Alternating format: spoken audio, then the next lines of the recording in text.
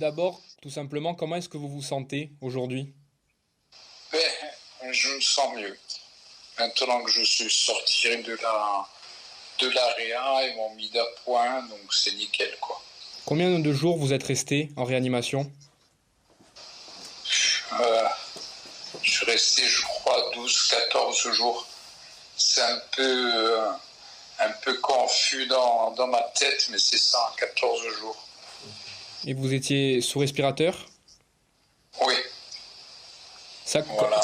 comment c'était? Oui, il y avait toutes les machines qui étaient branchées et tout dessus.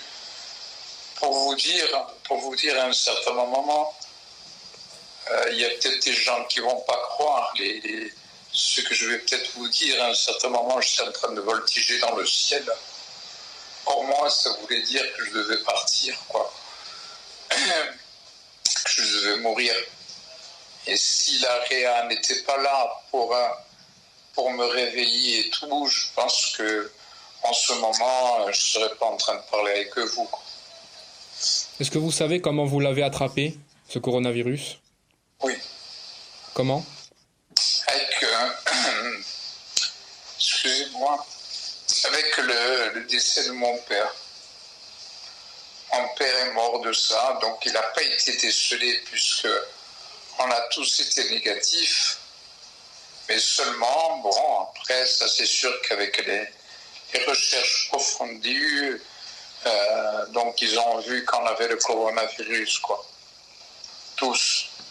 Et ils m'ont dit à moi carrément,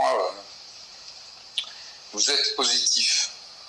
La seule chose et le seul moyen, c'est de vous mettre carrément dans un état en coma.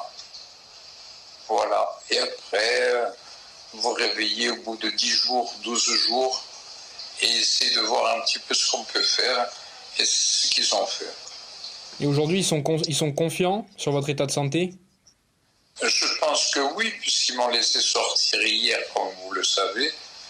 Là, je suis au 4e étage, donc ils étaient vraiment très, très, très contents. Bon, après, je vais vous dire, je ne sais pas du tout si vous avez touché à l'AREA ou quoi, mais lorsque vous rentrez dans l'AREA, ils s'occupent de vous de A à Z, que ce soit sur n'importe quoi, sur le coronavirus, sur une petite grippe.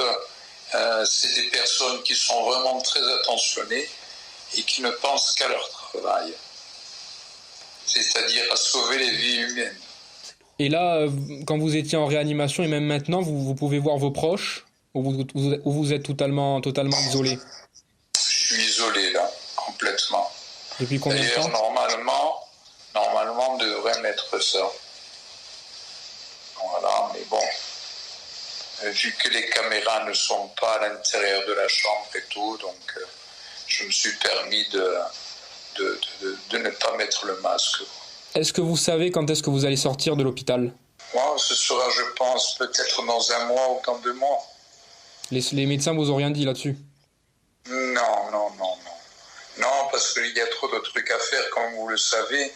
Le coronavirus, et surtout moi, je veux dire, dans mon cas, qui était dans le coma et tout, donc je ne sais pas marcher, je ne sais pas tenir l'équilibre, donc je pense qu'il me faut encore beaucoup de choses. Et par contre, je tenais à vous dire que, franchement, l'AREA, je vous assure que c'est des filles qui sont vraiment très très bien, que ce soit les infirmières, les aides-soignantes, et même, je vais dire carrément, les trucs, les médecins. Les médecins sont vraiment très très bien. Et ça, je vous assure que pour le moment, je vais pas encore très très bien, mais le jour où ça va bien aller, je pense qu'avec l'AREA, on ira manger quelque part. Voilà. Vous avez un message à faire passer?